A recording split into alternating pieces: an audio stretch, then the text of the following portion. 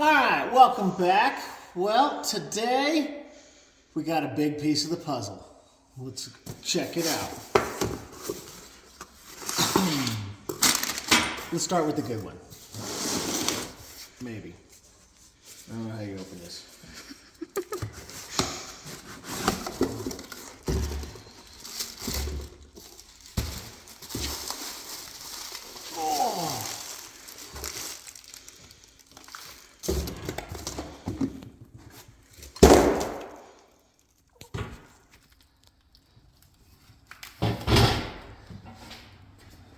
Need a knife.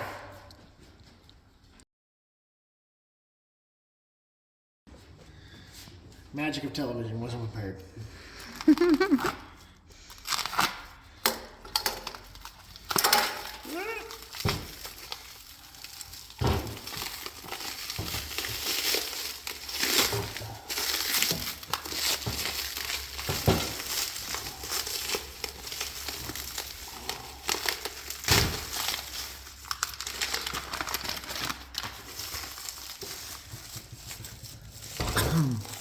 All right, so what we've got is a drift motion, 2-disc clutch and flywheel setup. We have the throwout bearing, alignment tool, bolts to mount the flywheel to the back of the engine, a bleeder line for the, not a bleeder line, the other line, the fluid line to the throwout bearing. We have some shims in here as well that you'll have to shim it. And then we have the pilot bearing. So, we need all of this to make this truck run. And we are just that much closer to getting this truck running, which is an excellent thing. So, let's get started by pulling the, wait. And then because I couldn't find anything, I ran over to Ace and bought all new bolts so that we can mount the transmission, because the transmission's only being held in there by like 3 bolts right now. So, let's get the transmission out. Let's get this new parts on.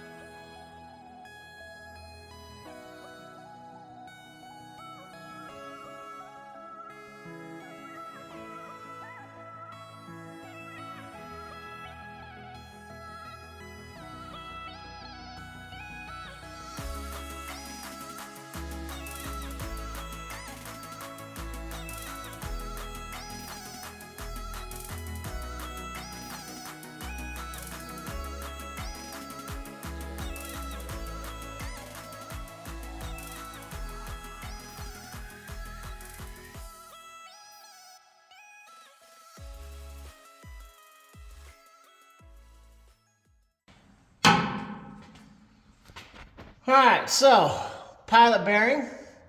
This one never had one because this was just a brand new block, or not brand new, but good used block when I got it. So you kind of get the pilot bearing in there. You want something flat to sit up against there, and you want to hit on this outer edge as opposed to like this middle, but you'd like it to hit kind of everywhere. Now you're not supposed to do it the way I'm going to do it, but I don't have a bearing installer at my disposal right this second. So, nonetheless, hitting the socket backwards on this, and you make sure it's going in straight.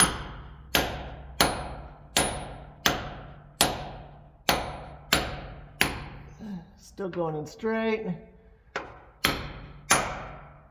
And my socket dead ends. So this thing now sits flush. And when it sits flush, it's in. So now we gotta take the clutch apart so we can get the flywheel going. Now that you got that in, now it's time to install the flywheel. So you kind of get it set up, and then you just take one of these.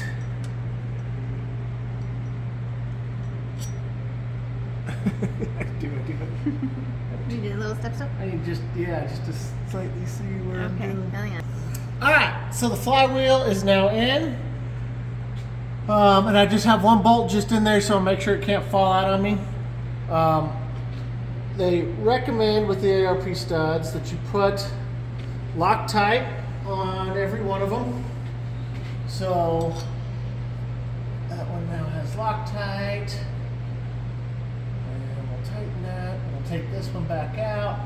And we'll put Loctite on all of these and get them all installed. And then we will torque them afterwards. All right, so it's all off now. It's above your head. Let me get myself a bucket. That's a lot of cool. Yeah, just be careful.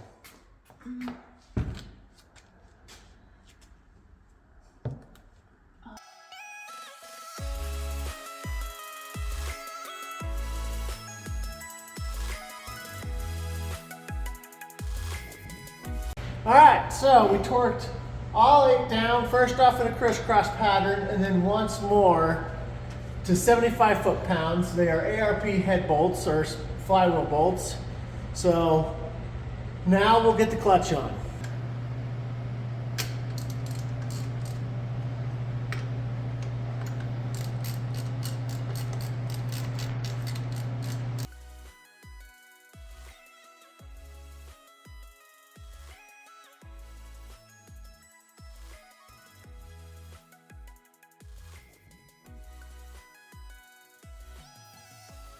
Okay, so now we've got that on. We need to torque it, but they didn't give us torque specs. Drift Motion doesn't have torque specs for whatever. We torqued the flywheel at 75. So Ashley and I are kind of discussing. I said 50, she said 40. So we're going to split the difference. Not really, and we're going to say 43. So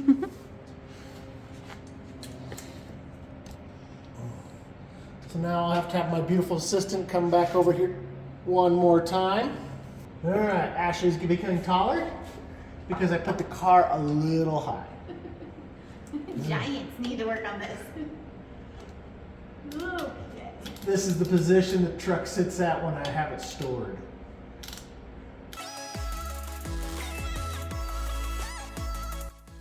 Or one ugga-dugga on a impact. No, you don't want to impact these.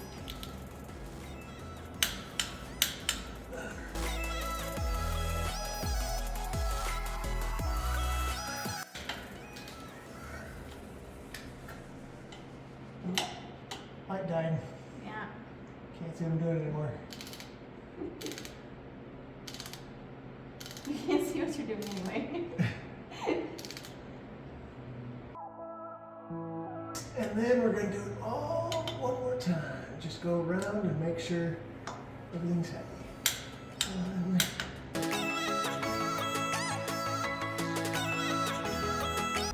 All right. Now that we have that done, this should be able to go in and out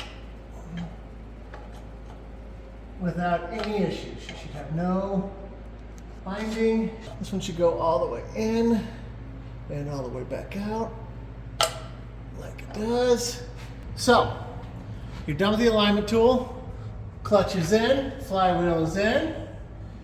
Now we'll have to take off the bell housing and mount the bell housing up to the transmission. And then we're gonna have to take some measurements to figure out how to best shim for the slave cylinder, or for the throwout bearing. All right, so we've got the clutch in, we've got the bell housing in. So what we had to do was, of course, mount the bell housing, and then we had to go to the highest point of the fingers with a dial caliper, and we put a straight edge right across here, and we measured from the highest point of the fingers to the straight edge. Straight edge was so, like that. This part of the straight edge is exactly 1 inch. So we knew to take 1 inch off of our number. So we measured from the tip of the fingers to the edge of the straight edge, and then took 1 inch off of that. And that gave us our number. Now we came over to here, same thing, measure from the face of the transmission. In this case, the nice machine surface where the bolts all is where we did, and then to the flat part of the throwout bearing, and we measured basically to there. And that, again, subtracting 1 inch. Now that gave us the air gap number for how much air is in between the clutch fingers and the throwout bearing. There needs to be some. Drift motion suggests somewhere in the vicinity of 175.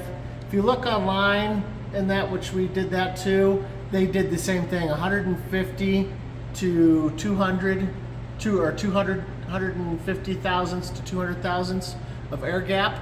So what we were able to do is you pull this piece off, separate it, and the kit comes with these shims, and they're different thicknesses. In this case, they're 2 different thicknesses. So ours took 2 thick ones and 1 thin one to get 163 thousandths of gap. So we're counting that as good. That's gold. 167. 167, sorry. There you go. So the next thing we got to do is we're going to permanently mount this on here. This is the piece that they gave you. So what it does is it sits on this little stud, if you will, and holds the throwout bearing in place. We'll remove this bolt, put this one in, and this will be there. And then we will hook up the bleeder and the regular tube. I'm losing my mind over it. Just the fluid line. So that's what we're gonna do next. All right, so we just bolted this little.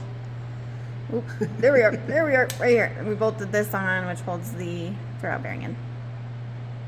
So we now have the bell housing back on. We have this shimmed where we are happy with it. Now it's time to put on the lines.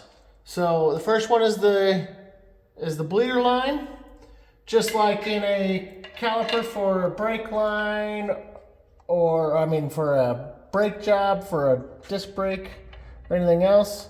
The bleeder part goes towards the top, and that needs to be on the highest point. Now, for whatever reason, that's fighting with me. There we go. You got to put it on correctly for it to go in. Now, I don't know, maybe I'll try to figure out how to get a bracket or something like that to kind of hold that, something like that, just so it keeps off of the bell housing, rubber coated clamp or something. So that's set up for the bleeder. And then this one is pretty idiot proof in that you've got the side that would thread into the master cylinder, and then you have the side that's going to thread into this. This will be able to go right through the big giant hole my whole transmission just shifted. And again, when you put it on right, it's the key here. And we'll get a wrench, we'll get them tightened down, and this transmission's ready to go back in. Right. So, transmission's in. We still got to put a couple more bolts in that I didn't have because I didn't realize it.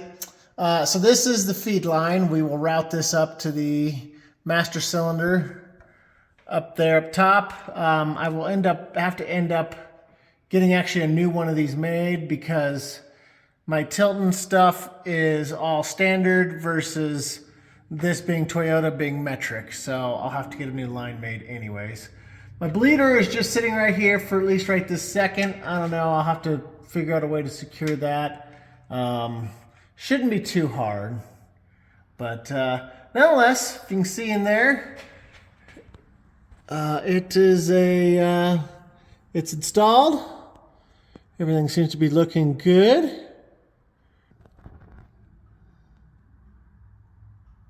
So it's installed, twin disc set up. Now this is for a street application, not necessarily a track, as I won't be tracking this truck every single day by any means, or even remotely close to any day, every day. But I will drive it to work, I'll drive it around. So I wanted to have good manners, which is why I went with a twin disc as opposed to a single disc. But anyway, so a few more bolts to put in, and then routing some wiring, and then getting a new line made. But other than that, I think it's safe to say that the transmission's in for the last time. And now we got the starter on, I gotta connect the starter, and we're getting really, really close to firing this thing, making it turn over. So next is oil. I gotta get some oil for it along with some other stuff so I can start getting oil in there and getting the system primed. Stay tuned.